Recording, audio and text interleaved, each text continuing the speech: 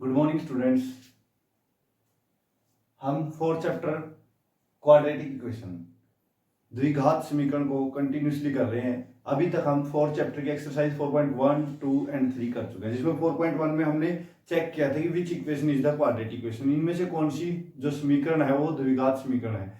उसके बाद second equation के अंदर हमने एक मेथड था फैक्टराइजेशन, उस मेथड से उस इक्वेशन को सोल्व करना सीखा है कि किसी भी क्वाड्रेटिक इक्वेशन को हम फैक्टराइजेशन मेथड या गुणनखंड विधि से कैसे सोल्व करेंगे। हम क्या करते थे, एक ही सी से मल्टीप्लाई यानी कि फर्स्ट से लास्ट से मल्टीप्लाई करने से जो नंबर आता था उसके फैक्टर करते थे, सम करने पर बी आना चाहिए और उसको हम सोल्व कर लेते थे। जो थर्ड एक्सरसाइज है उसके अंदर भी हमने क्वाड्रेटिक इक्वेशंस को सोल्व किया है। उसके अंदर हमने टू टाइप्स के रूल अप्लाई किए हैं। फर्स्ट कंप्लीटिंग द स्क्वायर पूर्ण वर्ग विधि, सेकंड क्वाड्रेटिक फार्मूला द्विघाती सूत्र।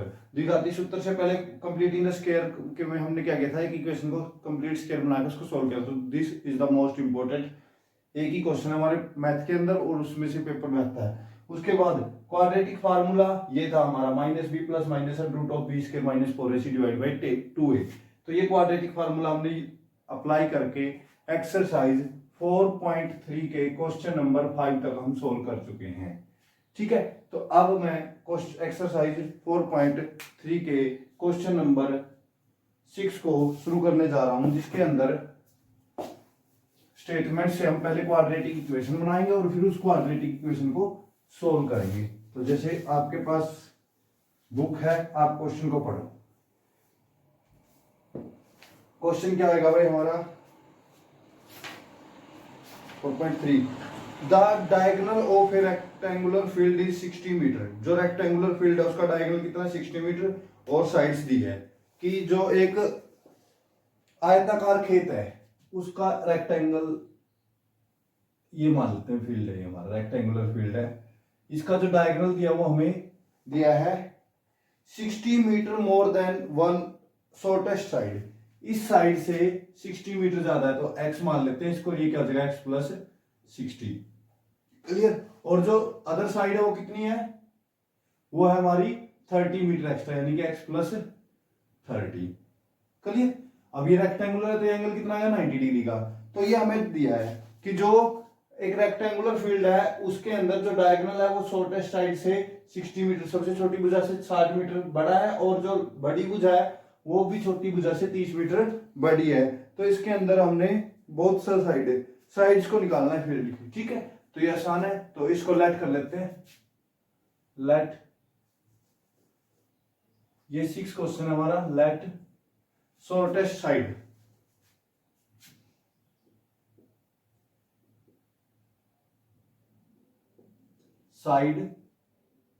कितनी मान ली हमने x metre, then longer side क्या आएगी हमारी,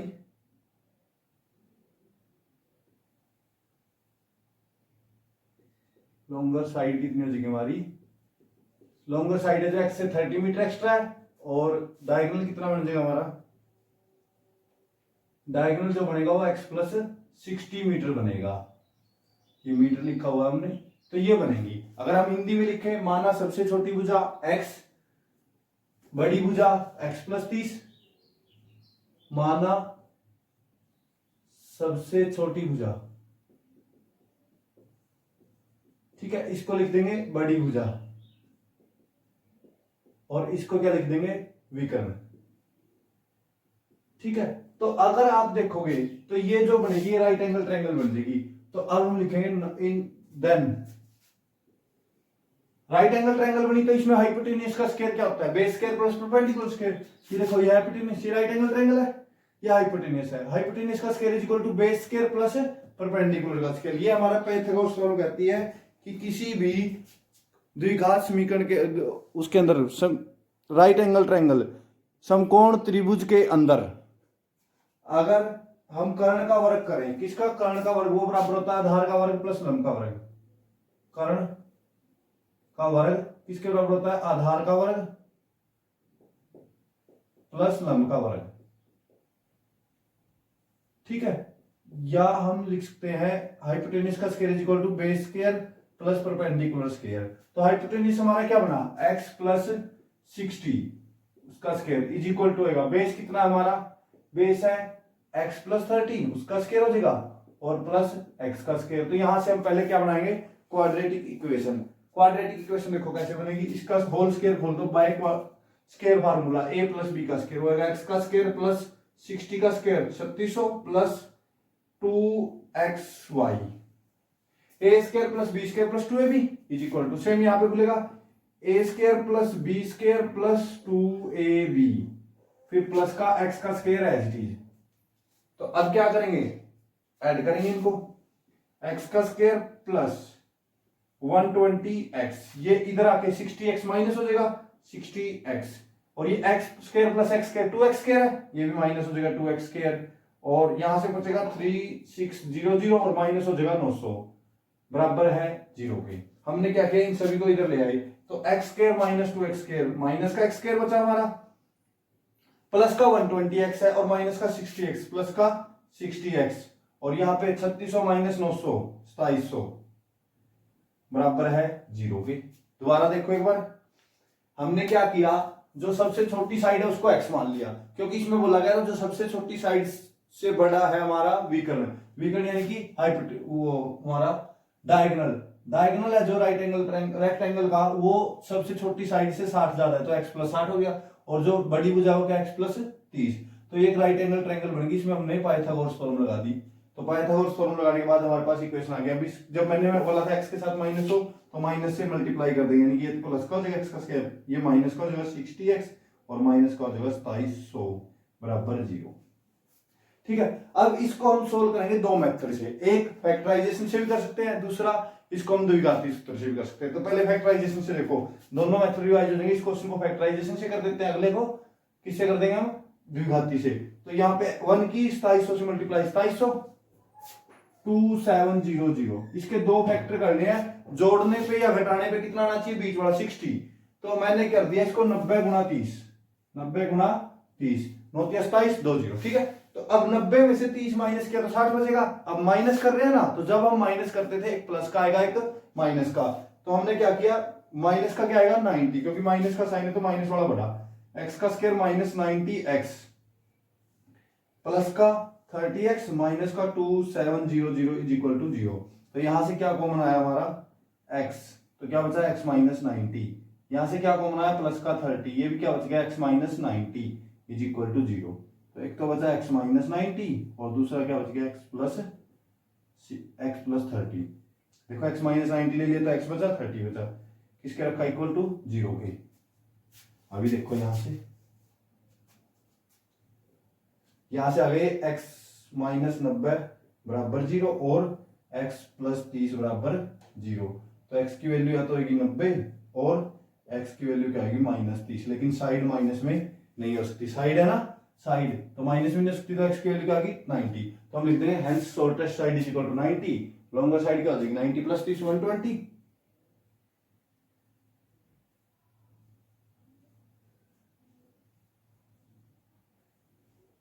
metre longer side 90 plus 30 that is 120 metre. Clear, बस यही दो चीजें निकाली, हिंदी में लिख देंगे। अतः सबसे छोटी भुजा बराबर 90 मीटर और बड़ी भुजा बराबर 90 प्लस 30 यानी कि 120 मीटर। तो ये हमारा क्वेश्चन कंप्लीट हो गया। हमने किस मेथड से किया इसको, फैक्टराइजेशन मेथड से। दोबारा देख लो, वही हमने मान ली, उसमें पाइथागोरस फॉर्मूला लगा दिया, उसको सोल्व कर लिया। तो पहले हम हर क्वेश्चन के अंदर इक्वेशन बनाएंगे और फिर उनको सोल्व करेंगे। ये मोस्ट इंपोर्टेंट क्वेश्चन है, कई बार पेपर में आया हरियाणा बोर्ड के, तो आपने इसको ध्यान से ट्राई करना है। इसके बाद में नेक्स्ट क्वेश्चन की स्टेटमेंट पढ़ोगे। नेक्स्ट क्वेश्चन कहता है the difference of square of two number is 180। दो नंबर्स के बीच का जो स्क्वायर है वो क्या है, 180 है। The square of the smaller number is the 8 time of the larger number. जो स्मॉलर नंबर है उसका स्क्वायर है जो बड़े नंबर का 8 गुना है। तो बड़े नंबर का 8 गुना है ना, तो सबसे पहले हम बड़े नंबर को ही मान लेते हैं। हिंदी में अगर हम पढ़ेंगे तो दो जो वर्ग हैं, दो नंबरों के वर्ग के बीच का अंतर है जो 180 डिग्री है, 180 है। अगर छोटा नंबर का स्क्वायर बड़े नंबर का 8 गुना है तो दोनों नंबर निकालो। तो लेट कर लेंगे, लेट लार्जर नंबर वो हमने x मान लिया। लार्जर नंबर क्या मान लिया? x। बड़ी संख्या क्या मान ली हमने? x। माना बड़ी संख्या बराबर है x की। क्लियर? तो अब उसके बाद कहता है जो छोटी संख्या का वर्ग है, छोटी संख्या का स्क्वायर है, square of the smaller number is the 8 time of the larger number. इसका 8 गुना है, नंबर का 8 गुना है, बड़ी संख्या के स्क्वायर के नहीं। तो हम लिखेंगे then square of smaller number, जो छोटा नंबर है उसका स्क्वायर क्या आएगा? 8 टाइम ऑफ x। 8 गुना है बड़ी संख्या के, किसके? बड़ी संख्या के क्या है? 8 गुना। हिंदी में हम क्या लिख देंगे? छोटी संख्या का वर्ग।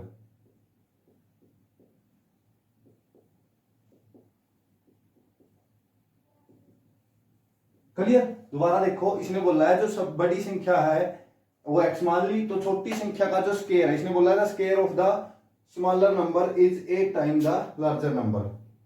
ठीक है, तो हमने square of the smaller number क्या आ गया? 8x। अब इन दोनों का अंतर, ये तो x क्या है? ये तो नंबर है, तो लार्जर नंबर का स्क्वायर क्या होगा? x square and square of larger number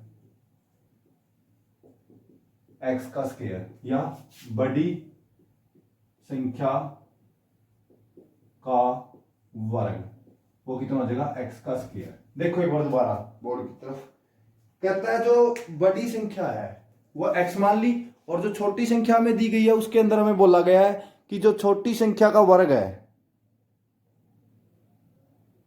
छोटी संख्या का जो वर्ग है वो बड़ी संख्या का 8 गुना है, यानी कि the square of the smaller number is 8 time of the larger number, 8 into x. और बड़ी का तो क्या होगा? x का x स्क्वायर हो जाएगा।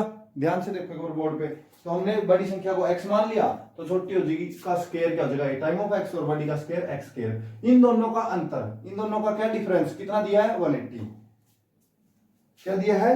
180। तो हम क्या करेंगे? x स्क्वायर में से माइनस कर देंगे 8x को, अकॉर्डिंग टू क्वेश्चन। ये बड़ी का स्क्वायर है x स्क्वायर, माइनस छोटी का स्क्वायर क्या है? 8x। आंसर कितना आएगा? 180। तो यहां से इक्वेशन बन जाएगी हमारी x स्क्वायर माइनस का 8x, ये 180 इधर के माइनस हो जाएगा, इज इक्वल टू 0। तो ये इक्वेशन बन गई। अब इसको सोल्व करना आपने, फैक्टराइज से करो या से करो। फैक्टराइज से करोगे तब भी हो जाएगा, दूसरे मेथड से करोगे तब भी हो जाएगा। तो आपने इसको तो ट्राई करना है, मैं नहीं करवाता। दोबारा समझ लो एक बार इसकी स्टेटमेंट को, जो इसकी स्टेटमेंट थी कि जो हमें बोला गया, एक हिंदी में समझाते हैं पहले, बड़ी संख्या और छोटी संख्या, दो संख्या है हमारे पास, दोनों के वर्गों का अंतर, दोनों के स्क्वायर का डिफरेंस कितना दिया हुआ है? 180। और साथ में कंडीशन देती है जो छोटी संख्या का स्क्वायर है वो बड़ी संख्या का 8 गुना है, यानी कि the square of the smaller number is equal to 8 time of the larger number. तो लार्जर नंबर का 8 गुना मान लिया, वो क्या मान लिया? Square of the smaller number, यानी छोटी संख्या का वर्ग 8x, और बड़ी संख्या का वर्ग तो x का वर्ग क्या हो जाएगा? x वर्ग, x स्क्वायर। तो अब इन दोनों का डिफरेंस कितना दिया? 180। तो इन दोनों के डिफरेंस को 180 रख के यहां से हम इसको सोल्व करेंगे। जिस मेथड से आपका मन करे उससे इसको सोल्व करो। बहुत ही आसान क्वेश्चन है, कोई इतना मुश्किल नहीं है, आपने इसको ट्राई करना है। नेक्स्ट क्वेश्चन बढ़ो। हमारा जो नेक्स्ट क्वेश्चन है वो है, a train travel 360 kilometre at a uniform speed, if the speed had been 5 kilometre more. अगर स्पीड बढ़ा दी जाए तो टाइम कम लगेगा, कितना कम लगेगा? 1 घंटा इसने बोला है। तो find the speed of the train, speed of the train निकालना है। ये कहता है एक स्पीड है जो 360 किलोमीटर जाती है किसी स्पीड, एक ट्रेन किसी स्पीड से, और 5 किलोमीटर अगर स्पीड बढ़ा दी जाए तो टाइम कितना लगता है? कम। स्पीड अगर 5 किलोमीटर प्रति घंटा बढ़ा दी जाए तो टाइम कम ही लगेगा। तो उससे हमने इक्वेशन भी बनानी है और सोल्व भी करना है। तो क्वेश्चन को पढ़ो एक बार ध्यान से। अब मैं बना रहा हूं इसको। अगर हिंदी में हम पढ़े कि एक ट्रेन है जो, एक रेलगाड़ी एक सामान्य चाल से 360 किलोमीटर की दूरी तय करती है, यदि चाल 5 किलोमीटर अधिक कर दी जाए तो उसे 1 घंटा कम लगेगा, तो स्पीड निकालो। तो लेट कर लेंगे, जो निकालना वही मान लो। Let speed of the train 360, नहीं स्पीड तो x मान लेंगे, x किलोमीटर पर आवर, या माना रेलगाड़ी की चाल की चाल, रेलगाड़ी की चाल क्या मान ली हमने, x किलोमीटर पर आवर। ठीक है, तो अब इसके बाद डिस्टेंस दी हुई, डिस्टेंस या दूरी 360 किलोमीटर की ट्रेवल करता है, क्या दूरी क्या दी हमें, 360 किलोमीटर। तो अब हमने इसको निकालना है क्वेश्चन में ट्रेन की स्पीड को। तो अब देखो डिस्टेंस दिया है और स्पीड दिया, तो टाइम निकाल लेंगे। तो टाइम क्या आएगा हमारा, टाइम आएगा 360, distance divide by speed, distance divide by speed. ये तो टाइम तब हो गया जब स्पीड कितनी थी x। अब कहता है अगर स्पीड को बढ़ा दे, हम किसको बढ़ा दे, स्पीड को। स्पीड क्या है हमारी x किलोमीटर, उसको कितना बढ़ाना है, 5 किलोमीटर पर आवर। तो हम क्या करेंगे, स्पीड में 5 ऐड कर देंगे, और स्पीड में 5 ऐड करेंगे तो क्या आएगा, स्पीड क्या हो जाएगी x प्लस 5। तो हमने क्या किया, इफ स्पीड इज इंक्रीज, क्या बोला, if the speed had been 5 kilometer, if the speed had been 5 kilometre per hour more. अगर हिंदी में लिखें, यदि चाल को 5 किलोमीटर प्रति घंटा, यदि चाल 5 किलोमीटर प्रति घंटा अधिक होती है, यदि चाल 5 किलोमीटर प्रति घंटा अधिक होती, क्लियर। अगर स्पीड ज्यादा होती तो क्या होता, जो टाइम है, टाइम, तो स्पीड क्या हो जाती है हमारी, स्पीड जो थी 5 किलोमीटर, इससे ज्यादा तो यानी कि x plus 5 kilometre per our. तो टाइम कितना लगता है हमें, टाइम निकाल लेते हैं, डिस्टेंस तो वही है 360 डिवाइड बाई स्पीड कितनी है, x प्लस 5, क्लियर। तो देखो दोबारा इस क्वेश्चन को, कहता है एक रेलगाड़ी है वो x की स्पीड से चल रही है, तो उसने डिस्टेंस करी 360 किलोमीटर, तो टाइम कितना लगेगा, डिस्टेंस डिवाइड बाय स्पीड, ये टाइम लग गया। अगर स्पीड को बढ़ा दिया तो स्पीड कितनी होगी, x प्लस 5, तो डिस्टेंस वही 360, तो टाइम कितना लगा, speed by time, distance by speed, तो ये दोनों का टाइम हो गया। अब कहता है कि जो ये वाला टाइम है ना, ये जो स्पीड बढ़ाने से टाइम लगा, इससे कितना है, 1 घंटा कम, यानी कि इसमें से इसको अगर माइनस करेंगे तो हमसे कितना आएगा, 1। तो हमने क्या कर दिया, according to question 360 divide by, ये है बड़ा x, माइनस कर दिया 360 डिवाइड बाय x प्लस 5, क्योंकि ये तो 1 घंटा कम लगा है, तो ये टाइम में से ये टाइम माइनस किया आंसर कितना आएगा, 1, 1 घंटा कम। अब यहां से हम फार्मूला इक्वेशन बनाएंगे, जैसे हमने कुछ क्वेश्चनों में बनाई थी, थर्ड क्वेश्चन में। तो क्या करेंगे, यहां से क्या ले लेंगे, एलसीएम, क्या आ गया, x और x प्लस 5 हमारा एलसीएम आ गया।